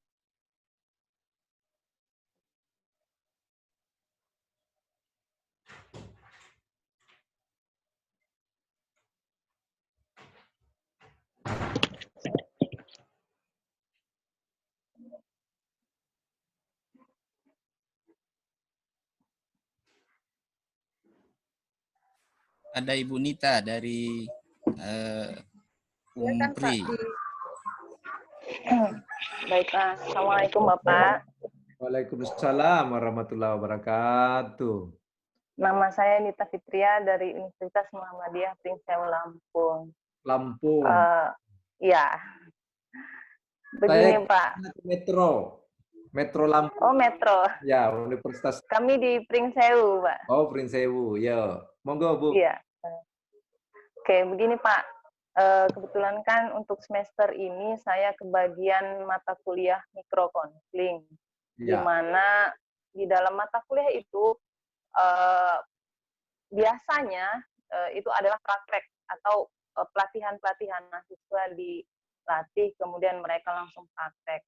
Ya. Nah, pada masa pandemi ini, yang mana kita semua dipaksa lah, bisa saya katakan kita dipaksa untuk melakukan perkuliahan itu serba online dari rumah masing-masing. Nah, saya agak merasa kesulitan ketika dari beberapa materi atau pendekatan konseling yang harusnya itu diberikan secara langsung, dan saya sendiri merasakan itu tidak efektif ketika online. Sejauh ini sih kami kalau tidak Google Meeting yang pakai Zoom gitu prakteknya gitu. Tapi ya sama seperti ini, hanya terlihat gesturnya hanya sebagian, sedangkan kalau kita pelatihan konseling kan gestur itu sangat penting gitu, baik mimik wajah atau gestur bahasa tubuhnya itu juga penting gitu. Nah, kira-kira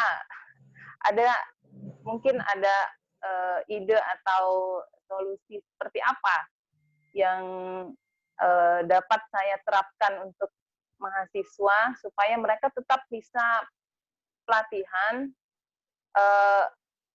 secara supaya tetap praktek gitu, tetapi dengan keterbatasan fasilitas seperti ini. Iya. Baik, Ibu Nita. Jadi sebetulnya itu kita mengalami problem yang sama. Pada semester ini juga saya mengajarkan praktek konseling individual. Nah, Ibu bisa membayangkan itu bagaimana kami bisa melakukan praktek dengan distancing seperti ini. Jadi, nah tetapi itu saya katakan bahwa kita tidak bisa lagi harus melihat. Ini juga memang kita harus keluar dari zona nyaman, zona kebiasaan yang selama ini kita lakukan, karena ya bagaimanapun juga itu kita tidak bisa menyamakan ketika kita melalui virtual dengan melalui tatap muka seperti yang sering kita lakukan di kelas. Nah, sehingga ya saran saya bahwa ya tetap kita melakukan seperti itu, tuntutan kita paling tidak kalau tidak bisa 100% itu 80% atau 75% itu sudahlah. Itu yang harus kita terima sebagai dosen. Tentu kita tidak bisa melakukan secara sempurna karena ya itu kita mau melakukan konseling itu dengan seperti itu bisa membantu kita bisa melihat motivasinya dan sebagainya, aspek-aspek psikologis yang muncul pada ya mahasiswa-mahasiswa kita. Sehingga nah itu saya menyarankan Ibu Nita bahwa ya janganlah terlalu tinggi targetnya ya. Jangan terlalu tinggi targetnya. Kalau sudah mencapai 75% sudahlah. Itu kita anggap bahwa mahasiswa kita itu sudah berhasil untuk teori itu yang tidak bisa kita simulasi secara detail kepada anak-anak kita, sehingga ya kita ya saya suruh saja untuk membuat cari konselingnya di sana, lalu kemudian praktek di sana. Saya membuat konseling dengan konselingnya. Jadi attendingnya kita mau baca, ya bagaimana dia menerima konseling itu kita tidak bisa melakukan dengan sempurna karena memang jarak. Maka saya katakan bahwa ya tidak ada memang yang bisa, teknologi tidak bisa menggantikan posisi dosen, guru dalam pembelajaran di kelas. Jadi tidak perlu terlalu sempurna, ya. Ya, tetapi sudah tercapai 75% sudahlah, itu sudah sudah kita anggap bahwa anak-anak didik kita itu sudah menguasai mata kuliah yang itu. Saya kira itu Bu Nita. Iya, Pak. Terima kasih. Balik ke moderator.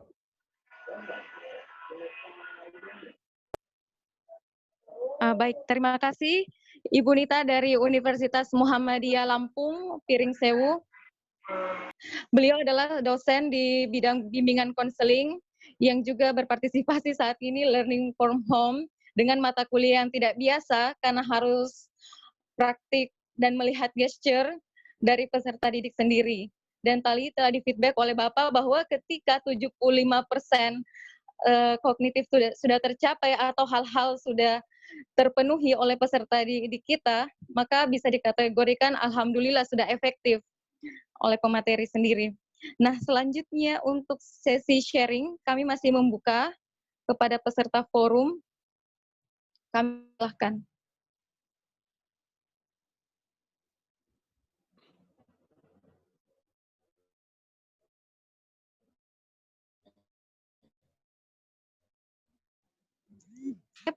Silakan Pak. Pak Agus, mohon Pak Cecep di-unmute.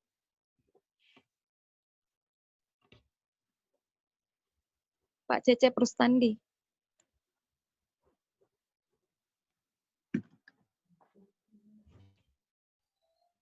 Ya, terima kasih. Pak Agus, mohon mic-nya Pak Cecep Rustandi. Moderator.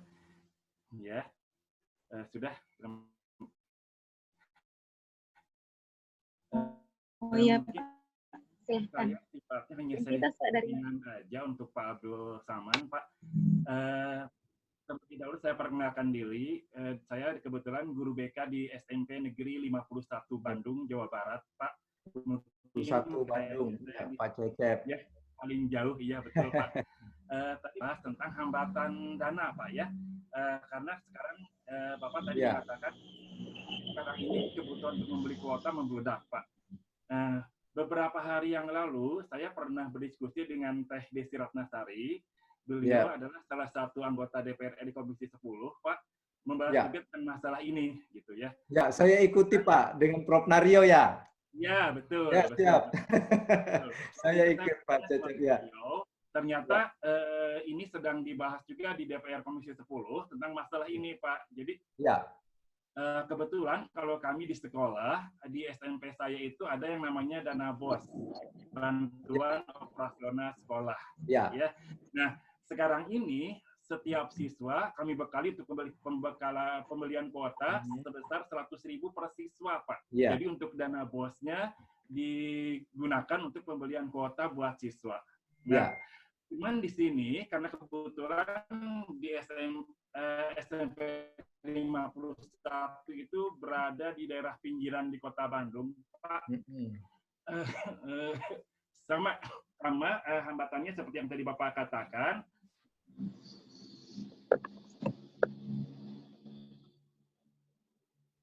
Yap.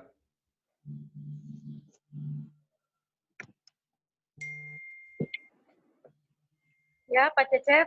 Ya, silakan Pak Cecep. Iya, Pak, silahkan. Mohon maaf. Tidak stabil, Pak, maaf. Artinya ada beberapa, ya betul. Artinya ada beberapa guru yang jemput bola, Pak, untuk istilahnya memberikan tugas atau memberikan materi untuk anak-anak yang tidak istilahnya difasilitasi gadget oleh orang tuanya. Dan betul, seperti yang tadi Bapak katakan, kami, khususnya saya sebagai guru BK, lebih capek daripada guru mata pelajaran, Pak. Karena jam kami tidak terikat di kelas. Betul, Pak. Apalagi menghadapi orang tua yang komplain, yang menghadapi anaknya, yang tugas studi dari rumahnya itu banyak sekali gitu. Mereka komplainnya bukan ke wali kelas, tapi kepada kami guru BK-nya. Gitu, Pak. Nah, bahkan terkadang mungkin kalau guru mata pelajaran dia memberikan tugas hanya sesuai dengan teori selesai, tapi bagi kami tidak, Pak. Ketika anak mendapatkan kesulitan dengan tugasnya, dia komplainnya bukan ke guru mata pelajaran, kepada kami guru BK-nya. Mungkin itu, Pak, sekilas masalah di lapangan yang bisa saya sharekan pada saat ini dengan Bapak. Terima kasih. Assalamualaikum warahmatullahi wabarakatuh. Waalaikumsalam warahmatullahi wabarakatuh. Baik Pak Cecep, saya kira ini bagus sekali tadi kebijakan yang sudah diambil di SMP 51 Bandung itu dengan memberikan kuota kepada peserta didiknya itu sebanyak 100.000 dari dana BOS.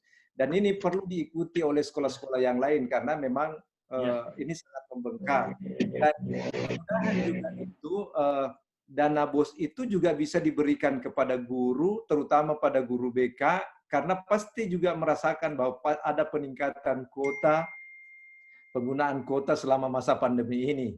Tapi kalau tidak ada Pak Cecep, ya kita harus mengikhlaskan bagian daripada ibadah saya kira, supaya mari kita hadapi ini situasi dengan tenang, dengan nyaman, supaya kita semua bisa melewati dengan baik. Dan saya kira terima kasih sharingnya ini Pak Cecep, ya bisa ikut berdiskusi bersama kita dan memberikan sharing pengalaman yang ya istilahnya good practice yang sudah dilakukan oleh SMP 51 Bandung. Terima kasih Pak Cecep. Atur nuhun. Atur nuhun Pak Cecep. Ternyata lebih melelahkan menjadi guru BK daripada menjadi guru mata pelajaran. Dari laporan Bapak sendiri, Bapak telah melakukan upaya-upaya komunikasi dengan perwakilan rakyat, dalam hal ini adalah Ibu Desi Ratnasari. Dan alhamdulillah sekolah Bapak juga Bapak tadi sampaikan bahwa untuk memfasilitasi peserta didik dengan kuota yang free. Terima kasih Pak Cecep. Kemudian ada dari Pak Haleng, Bapak Haleng Laju, merupakan dari instansi pemerintah di Kabupaten Nrekang. Kami persilakan Pak untuk sharingnya secara live kepada Bapak Dekan.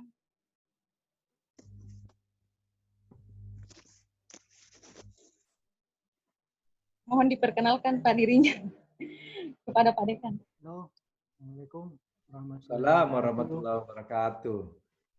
Ya, baik. Kami dari Haleng Laju dari Universitas Muhammadiyah Nrekang, sekaligus sebagai staf pengajar di Universitas Muhammadiyah Nrekang dan juga di pemerintahan selaku kepala dinas di PTSP, penambahan modal dan pelayanan terpadu satu pintu. Dalam kaitan ini memang ada hal yang mungkin perlu perhatian dari pemerintah terkait dengan pembelajaran ini. Seperti pengalaman teman-teman yang lain, khususnya bagi anak-anak sekolah dengan berbagai kekurangan fasilitas, banyak SMP itu merasa bosan tinggal di rumah. Bahkan banyak anak-anak kita yang selalu bertanya, ayah, ibu, kapan kita mau ke sekolah? Karena mereka sangat-sangat kurang enak lagi tinggal di rumah, bosan.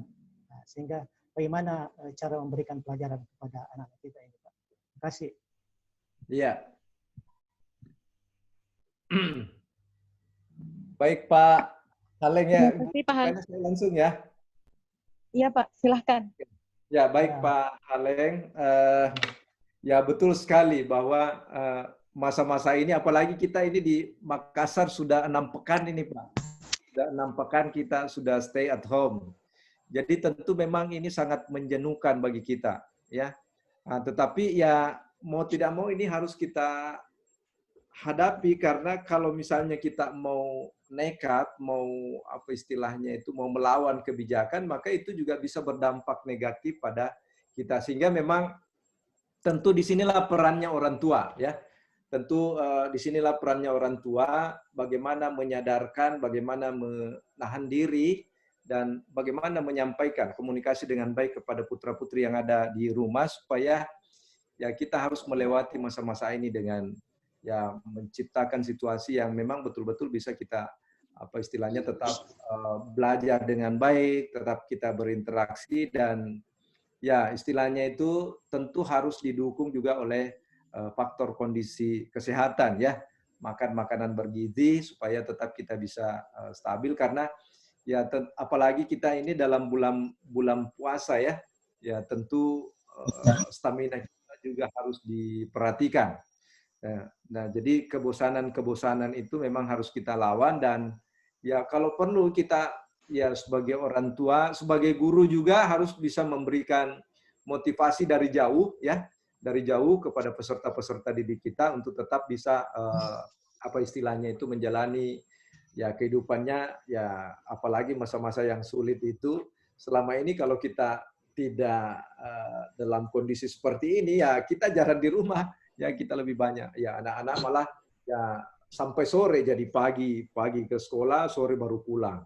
Ya, jam belajar sudah selesai, tetap dilanjutkan dengan berinteraksi dengan teman-temannya. Ya, dengan berbagai kegiatan-kegiatan juga, kegiatan-kegiatan organisasi yang diikuti oleh anak-anak kita. Nah, dengan kondisi seperti ini harus berada di rumah, ya tentu saja memang hal yang sangat menjadikan. Tetapi ya inilah kenyataan yang kita harus hadapi, dan mari kita sama-sama sebagai orang tua, sebagai pendidik, secara bijak untuk tetap bisa menyadarkan, bisa menyampaikan kepada anak-anak kita yang ada di rumah. Saya kira itu Pak Haleng.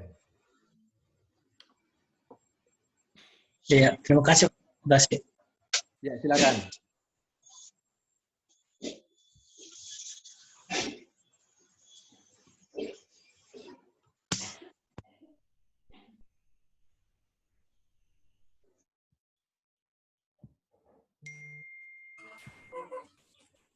Bu Ina. Ibu.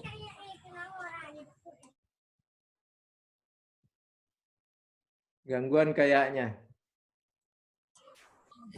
Iya Pak, mungkin Ibu Ina lagi gangguan. Ya.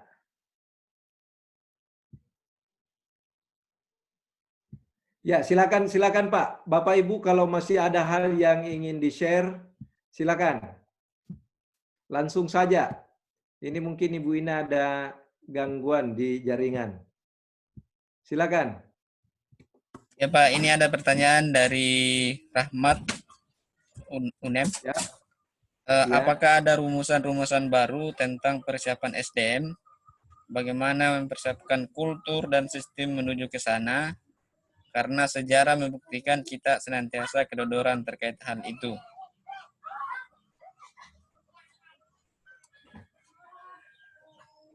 Oke. Saya kira tadi ini sudah ya, sudah ya Pak, sudah disampaikan. Ya? Oh, mohon maaf Pak, mohon maaf. Sudah tadi ini sudah. Ya. Ini Pak. Sudah. Dari mahasiswa UMN Rekang bertanya.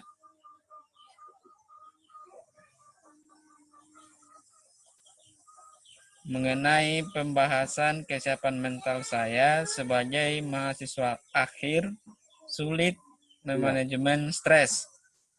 Bagaimana cara kita mensupport diri di masa pandemi COVID-19? Ya.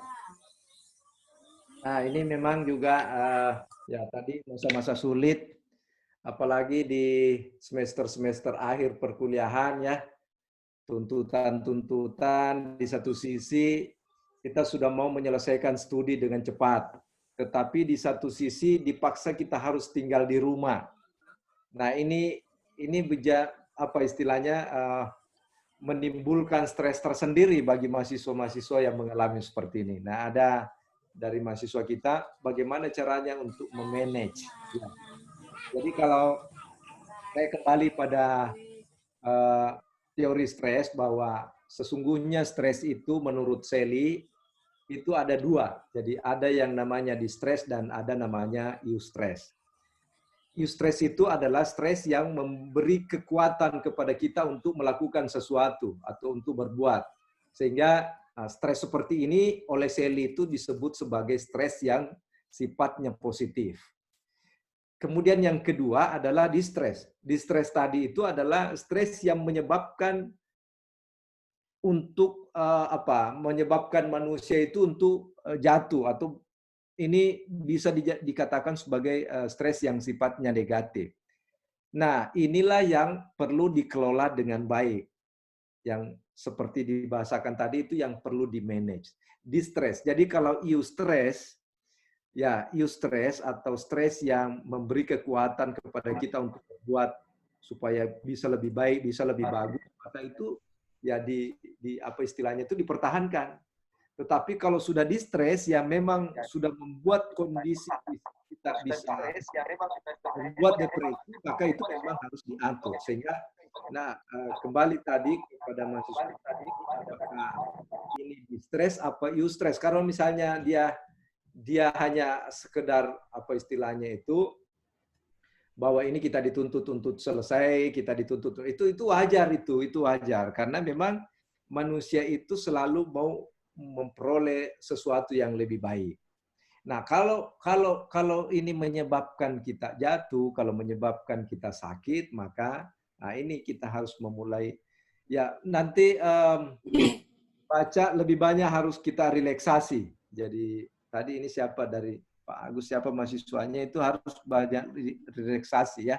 Merilekskan tubuh kita, olahraga ringan di rumah supaya kita jangan terlalu banyak tegang, karena kalau banyak tegang itulah tadi yang bisa mempengaruhi stres kita, dan itu memang betul bisa di-stres kalau tidak bisa di-manage dengan baik. Ya, nanti kita mungkin sesi lain ini membicarakan bagaimana langkah-langkah relaksasi, merilekskan tubuh kita supaya kita terhindar dari berbagai kecemasan-kecemasan, apalagi stres yang dirasakan oleh mahasiswa, khususnya yang berada pada semester-semester akhir tadi. Ya, silakan Pak, saya kembalikan. Ya Pak, masih dari UMN Rekang Pak, dari Pak Suparman, silakan Pak. Ya, silakan. Ya Pak, Bismillahirrahmanirrahim. Assalamualaikum warahmatullahi wabarakatuh. Waalaikumsalam warahmatullahi wabarakatuh. Saya dari UMN Rekang atas nama Suparman. Ya. Saya tertarik dengan persoalan-persoalan yang memang terjadi yang diakibatkan oleh wabah COVID-19 yang terjadi dalam masyarakat. Saya tertarik dengan bukunya Anikel. Dalam bukunya yang berjudul Genetics and Society, A Sociology of Disease. Di situ menjelaskan Pak bahwa fenomena wabah penyakit di masyarakat dapat membuat masyarakat mengalami kecemasan dan ketakutan. Nah, pertanyaannya adalah, lalu manakah yang dominan? Rasa cemas atau takut? Nah, persoalannya yang ada dalam masyarakat adalah banyak masyarakat itu menyampingkan persoalan-persoalan rasa takut diakibatkan apalagi sudah pandemik ini sudah berlangsung kurang lebih 2-3 bulan. Iya. Misalnya masyarakat itu harus tidak mau terjun ke lapangan untuk mencari sesuap nasi. Ya. Nah, itu kan persoalan-persoalan yang terjadi dalam masyarakat yang sebenarnya harus dijelaskan lewat kajian-kajian psikologi dan sosiologis. Iya. Menurut Aniket dalam bukunya itu. Nah, kira-kira dalam menangani persoalan-persoalan psikologis dan sosiologis yang ada dalam masyarakat, adakah jalur-jalur yang harus dilakukan untuk menangani persoalan-persoalan yang tadi ketika masyarakat itu cenderung untuk selalu beraktivitas dan menyampingkan kesehatan di arena masyarakat untuk mencari sesuap nasi. Karena tidak bisa memang dipungkiri Pak, persoalan-persoalan yang terjadi memang meskipun ada namanya PSBB apa dan sebagainya, tetap itu masyarakat tidak bisa Pak. Kira-kira mana yang lebih dominan, rasa cemasnya, takutnya? Ya. Itu kira-kira dari saya Pak. Baik, Pak Suparman, bagus sekali tadi pertanyaannya. Ya, dalam psikologi itu sebetulnya kita membedakan antara kecemasan dengan takut. Iya betul Pak. Kecemasan atau anxiety itu apa istilahnya itu kekhawatiran yang berlebihan karena tidak ada objeknya yang jelas. Kalau takut itu ada objek yang jelas, misalnya takut pada ular, takut pada anjing, ya itu takut. Nah, yang banyak itu ketika dia tidak punya objek yang jelas tadi, maka itulah yang disebut dengan kecemasan. Nah, yang banyak terjadi di masyarakat adalah kecemasan. Nah, jadi banyak kemudian masyarakat kita itu ya di masa pandemi ini itu kecemasan yang berlebihan, sehingga tadi itu ya menuntut untuk apa istilahnya itu untuk ya tidak melakukan aktivitas-aktivitas Ya, karena seolah-olah ini dunia sudah mau kiamat ini, ya. Nah, ditambah memang, mohon maaf ini, informasi dari media-media medsos kita ini itu terlalu berlebihan. Ya, saya kalau melihat itu, mendengar, berdiskusi dengan orang-orang pakar kesehatan itu, yang mengatakan bahwa ini sebetulnya ya kalau corona itu kan sesuatu yang ya sudah ada sejak lama, ya sudah ada sejak lama, dan ya memang apa istilahnya itu, ada yang mematikan, ada yang mati, tetapi ya itu biasanya memicu dari penyakit-penyakit yang memang sudah ada penyakit-penyakit pemicunya. Karena sebetulnya yang banyak itu justru yang sembuh karena ya kondisi tubuh kita itu bisa melawan apa istilahnya itu dengan imun kita, dengan apa istilahnya kemampuan body kita untuk itu bisa melawan virus yang ada, sehingga sebetulnya kita tidak perlu, karena kita punya antibodi yang kuat untuk melawan itu, tidak perlu terlalu memiliki kecemasan yang berlebihan. Hanya karena memang pengaruh media di medsos itu kadang-kadang memberikan informasi yang berlebihan sehingga masyarakat itu memang kita ketakutan dalam menghadapi suatu situasi seperti ini. Nah, di sisi yang lain misalnya tuntutan ekonomi tadi ya, tuntutan ekonomi. Ada kemudian beberapa ya memang meskipun juga ada kecemasan, tetapi karena ini berkaitan dengan tuntutan ekonomi, tidak bisa makan ketika dia tidak beraktivitas, khususnya pada pekerja-pekerja yang sektor informal ini, maka ya tidak bisa juga tidak berbuat meskipun misalnya PSBB diberlakukan, ya tetap akan melakukan aktivitas mencari nafkah misalnya, karena ini sebuah tuntutan, sehingga ya memang harus apa istilahnya itu dipertemukan ini ya, memang harus dipertemukan. Jadi ya kita harus melihat secara komprehensif bahwa ini memang ya sesuatu yang harus kita lakukan karena memang betul-betul juga ini adalah sebuah tuntutan hidup yang harus kita alami. Jadi ya kalau saya kembali bahwa ya mari kita hadapi kenyataan ini dan kita tidak perlu terlalu panik ya. Cemas berlebihan mari kita hindari karena itu juga bisa membuat kita depresi dan itu bisa membuat kita akan membuat imun kita bisa turun dan itu bisa kita sakit. Saya kira itu Pak Suparman. Saya kembalikan pada moderator.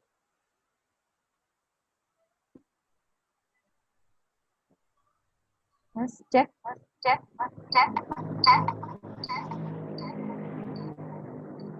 Ya.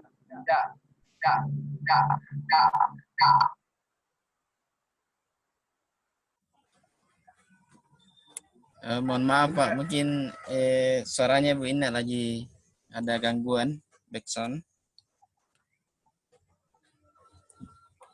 Karena waktu juga.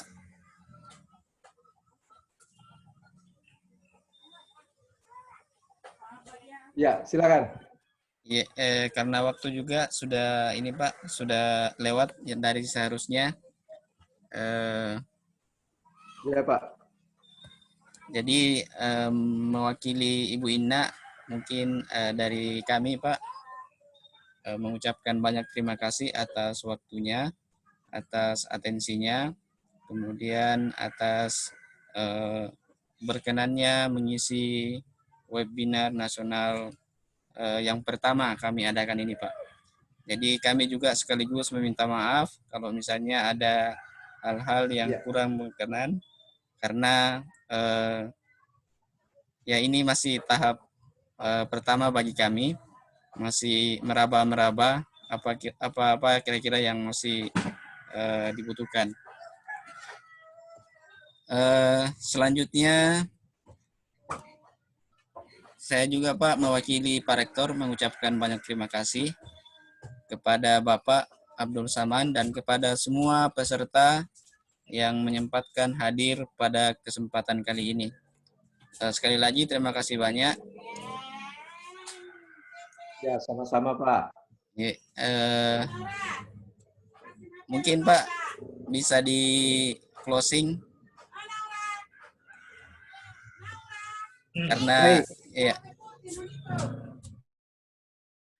Ya, baik Bapak Ibu hadirin peserta Webnas ini, ya tadi kita sudah banyak berdiskusi tentang ya terutama persoalan-persoalan pendidikan yang kita hadapi pada pandemi COVID-19 ini. Jadi harapan harapan kita semua selaku pendidik, ya mari kita mengoptimalkan, melaksanakan tugas-tugas kita dengan baik, dan tentu saja tetap berupaya bagaimana kita membantu masyarakat kita untuk bisa melewati masa-masa yang sulit ini, supaya kita insya Allah bisa keluar dari persoalan-persoalan ini dan pendidikan kita terus berjalan. Dan terakhir, saya ingin menyampaikan penghargaan dan ucapan terima kasih kepada seluruh hadirin, pada Bapak Rektor selaku penanggung jawab kegiatan ini dan para peserta yang